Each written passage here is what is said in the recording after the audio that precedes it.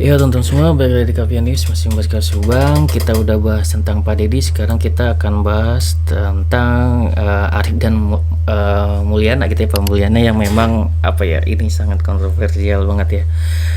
Aduh, mengenai apa tuh Bang? Mengenai Pak Mulyana tentunya teman-teman tahu sendiri ya, di sini sidangnya sudah mencapai yang sangat serius tentang penerobosan pada tanggal 19 tersebut gitu ya, setelah kejadian gitu kan ya.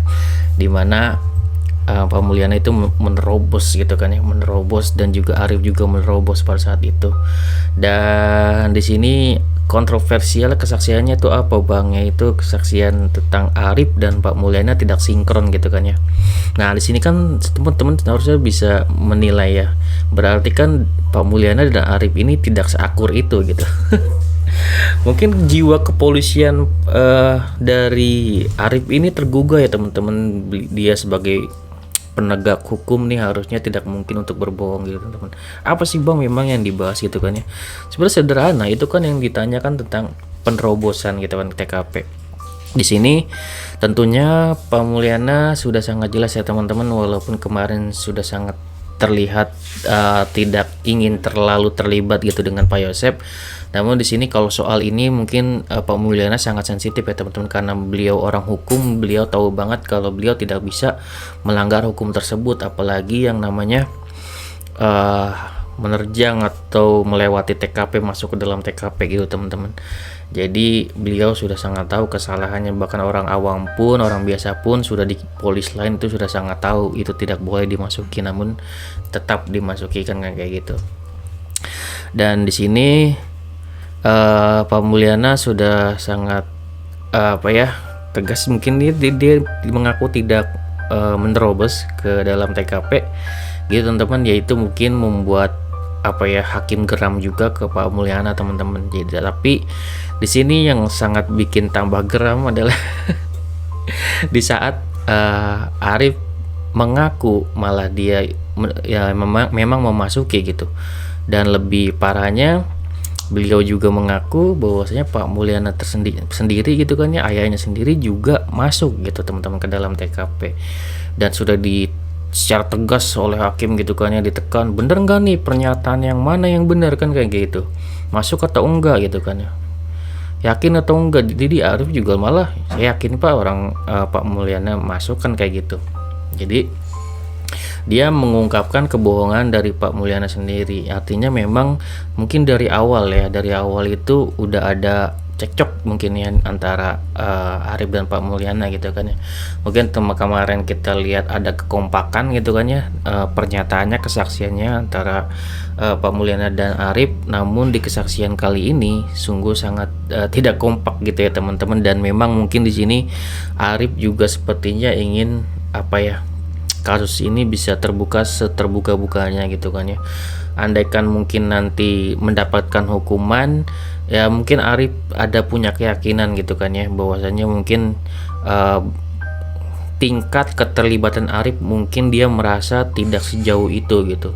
Dan sejauh itu dalam arti kata dia hanya di belakang layar, dan juga hanya mengetahui sedikitnya gitu, tidak benar-benar melakoni apa yang diketahui oleh Pak Mulyana, oleh yang diketahui oleh Pak Yosep gitu, sehingga dia mungkin, kalau menurut gua ya, dia mungkin merasa dirugikan gitu teman, sebagai kepolisian yang nantinya bisa saja terancam dipecat gitu kan ya. Mungkin harapannya jika ia jujur gitu kan ya, setidaknya ia masih diberi kesempatan oleh kepolisian gitu kan ya, untuk memperbaiki segala kesalahannya gitu kan ya. Entah itu dihukum apa kita nggak tahu gitu ya teman-teman. Jika dia intinya kan si Arif ini berusaha untuk kooperatif teman-teman, jujur apa yang dikatakan gitu kan ya.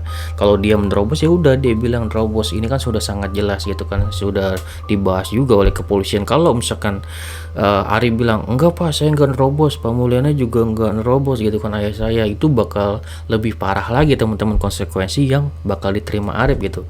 Sedangkan mungkin Arif ya kan, dia kan kepolisian juga, dia tahu banget nih gitu kan, ini bakal kebongkar semuanya.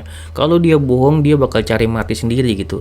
Setidaknya dia sebagai kepolisian tahu kalau misalkan dia bisa kooperatif gitu kan ya, setidaknya itu kepolisian akan melihat dia benar-benar nih, oh dia nih sudah jujur gitu kan ya. Apa yang dilakukan Arif, kira-kira keterlibatan Arif seberapa jauh, itu kan bakal dicek oleh kepolisian, dan itu kan secara intern ya, pihak kepolisian akan menghukum apa untuk Arif gitu kan ya, apakah dia ada keterlibatan dengan OJ ini, seberapa besar keterlibatannya gitu kan ya, hukumannya apa, kan kayak gitu. Nah, dari kesaksian Arif ini sudah sangat tidak bisa ditolerir bahwasanya kesaksian Pak Mulyana ini udah berbohong gitu teman-teman. Jadi kenapa bisa kayak gitu ya, karena masa nanti Pak Mulyana menyalahkan Arif, kok lu gitu kan nyalin gua, kan gak lucu gitu kan ya. Ya gimana, kita kan ada di situ, nggak hanya gua doang, pasti kan Arif berpikir begitu. Kita di sini rame-rame gitu kan ya. Satu perwira dua bintara, kan udah jelas kata gitu teman-teman, udah jelas diumumin oleh pihak kepolisian seperti itu, masih dia berbohong gitu kan ya. Jadi udah terlanjur basah, kenapa dia harus mengelak gitu, bakal lebih parah. Kan Arif tahu sendiri posisinya gitu teman-teman. Jadi dia ya udah, dia tinggal berkata jujur aja, tinggal nanti berarti dia udah pasrah apa yang akan hukuman yang diberikan kepolisian gitu teman-teman. Ya kalau gue lihat pribadi ya, dari Arif sendiri sepertinya ada rasa penyesalan gitu teman-teman. Kayaknya kalau misalkan dia bisa kabur dari kasus ini dan tidak ada keterlibatan sama sekali, mungkin dia tidak akan menyentuh sama sekali gitu, dan mungkin malah menjauhi jauh gitu kan ya daripada ayahnya sendiri gitu, yang sudah jelas-jelas di sini melakukan kebohongan gitu, yang harusnya dia mengaku sudah menerobos TKP tapi malah membuat kebohongan gitu teman-teman, dan itu malah akan memberatkan Pak Yosep yang niatnya untuk meringankan Pak Yosep.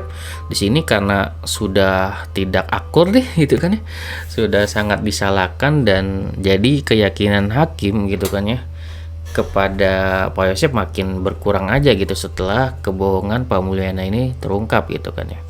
Dan juga kemarin seperti teman-teman ketahui kan, Pak Dedi diutus nih ya ke tempat Pak Freddy, ngomongnya untuk membongkar gitu. Apa yang dibongkar malah itu bisa memberatkan Pak Yosep sendiri ya, karena suatu fakta yang tidak pernah diungkap mengenai uang gitu kan ya, tiba-tiba dikasih ke siapa, ke Irlan gitu kan ya, ke Irlan, ke Karsa gitu kan ya, itu malah diungkap gitu kan ya. Bukankah itu malah bahaya gitu kan ya, dan menjadi blunder gitu kan ya, karena bisa aja hakim berpikir oh ini sudah dikasih uang gitu kan ya, Irlan, Karsa, jadi wajar Irlan menghilangkan CCTV di mana CCTV tersebut terekam adanya Pak Yosep gitu. Itu kan sangat mudah diterima oleh hakim, bahkan sangat mudah diterima oleh masyarakat yang tentang pernyataan dia memberi uang gitu, yang tidak diketahui oleh orang-orang malah diungkapkan oleh Pak Mulyana. Nah di sini Pak Mulyana sebenarnya ingin menjatuhkan Pak Yosep atau seperti apa, atau untuk membela gitu kan ya. Kalau gue pribadi ya lihat kesaksian dari awal Pak Mulyana kemarin, Pak Mulyana itu sebenarnya ingin menyelamatkan dirinya sendiri teman-teman. Sejauh ini ya, dia sepertinya kalau sudah sejauh ini tidak peduli juga Pak Yosep nanti akan dijadikan tersangka atau seperti apa. Namun yang dia pedulikan adalah keselamatan dirinya sendiri nih gimana. Dan mengenai penerobosan ini kan bukan hanya keterlibatan Pak Yosep yang masuk juga, ini dia sendiri masalahnya terancam gitu kan ya, karena dia masuk juga gitu, dan dia tahu banget dia ini sudah berbuat salah, apalagi ditambah dia berbohong, tidak mengaku dia memasuki, itu udah makin salah lagi gitu kan ya. Itu udah tindak pidana, kecurigaannya yang dilakuin apa, tinggalkan kayak gitu, tinggal di cross check lagi ke Arif, cross check lagi ke perwira dan semuanya yang memasuki, satu perwira dua bintara gitu kan ya teman-teman, dan juga nanti ada banpol segala macam. Kalau banpol sudah jelas ya, mungkin nanti juga akan dihadirkan bahwasanya memang dia disuruh oleh Taryono ya teman-teman. Jadi itu udah jelas banget. Pertanyaan gue mungkin kecurigaannya, apakah Taryono juga disuruh oleh Pak Mulyana atau gimana, kan kayak gitu. Kenapa Pak Mulyana ini punya power segitunya ya, kayak memang sudah sangat terkenal ya. Kalau kata si Pak Karsa, kalau misalkan Pak Mulyana ini kalau sekecamatan ya sudah sangat terkenal gitu. Apakah karena sudah sangat terkenal itu membuat beliau itu ya bisa menerobos gitu? Siapakah yang menjaga atau penyidik yang menjaga pada saat itu yang membiarkan gitu aja gitu Pak Mulyana untuk masuk? Dan apa yang dilakukan gitu? Pertanyaannya apa yang dilakukan? Apakah menghilangkan barang bukti atau kayak gimana gitu? Sedangkan pernyataan Pak Rohman kemarin mengenai Banpol Danu yang merusak TKP itu kan Danu masuk disuruh atau diajak oleh Banpol tersebut. Banpol tersebut disuruh oleh siapa? Oleh Taryono. Taryono itu siapa? Taryono itu sudah sangat jelas berdasarkan pernyataan Danu, ia yang menginjak ya kaki Danu dengan meja. Dan di situ sangat nyambung jadinya gitu teman-teman. Urutannya sangat nyambung ceritanya gitu. Jadi jika Pak Rohman bilang kesaksian Danu adalah saksi sendiri gitu kan ya, saksi yang tidak dianggap satu saksi bukanlah saksi gitu kan ya. Namun kan satu saksi bukanlah saksi, kan dia masih koma. Jika kesaksian tersebut dikuatkan dengan kesaksian lainnya, apakah itu masih dianggap bukan kesaksian gitu kan ya. Banyak banget kesaksian yang melihat Pak Yosep ada di TKP. Buktinya apa bang? Mereka kan bisa aja saksi bohong bang, saksi bayaran bang gitu kan. Buktinya apa bang? Ya ada tentunya. Buktinya ada, bukti saintifiknya mengenai saksi-saksi tersebut yang benar-benar sudah melihat Pak Yosep ada di TKP. Buktinya apa? Buktinya adalah pada jam krusial tersebut yang sudah dinyatakan bahwasanya beliau melihat Pak Yosep itu di CCTV terekam gitu. Ada mereka yang memang melewat gitu yang saksi-saksi tersebut. Bahkan kemarin gue melihat ya ada komentar di salah satu YouTuber, cuman gue lupa screenshot banget gitu teman-teman. Kayaknya si cewek ya, gue lupa namanya. Mungkin kalau dia ngeliat video gue mungkin bisa berkomentar. Ada warga ya teman-teman yang warga sekitar TKP berkomentar ya teman-teman, cuman gue lupa screenshot.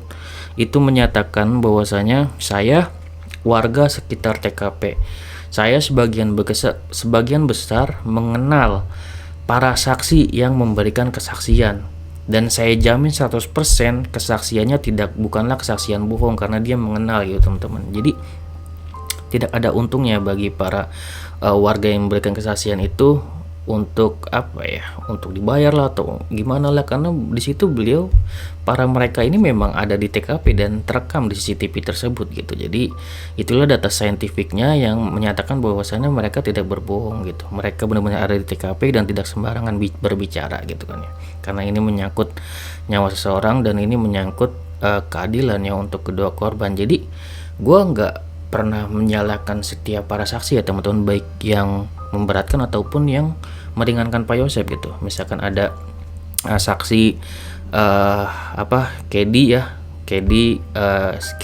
Dadang ya, yang misalkan meringankan Pak Yosep, misalkan di telepon sebelum jam 7 gitu kan, misalkan seperti itu kan gue tidak mau tidak menyalahkan atau kayak gimana, atau kesaksian Pak Mulyana tidak menyalahkan gitu. Sebaiknya kan kita hargai semuanya gitu kan, yang baik yang meringankan maupun yang memberatkan, tinggal diuji bagaimana kesaksian mereka apakah benar atau enggak gitu kan ya. Untuk sejauh ini kesaksian yang memberatkan Pak Yosep berdasarkan ujinya yaitu ada data saintifiknya, mereka terekam di CCTV, artinya mereka tidak berbohong teman-teman kayak gitu. Mereka memang ada di TKP dan lewat kan kayak gitu. Dan kita nggak tahu nih untuk kesaksian lainnya apakah udah diuji atau belum gitu. Oke, segitu video dari gua, semoga bermanfaat. Wassalamualaikum warahmatullahi wabarakatuh. Sini video teman-teman.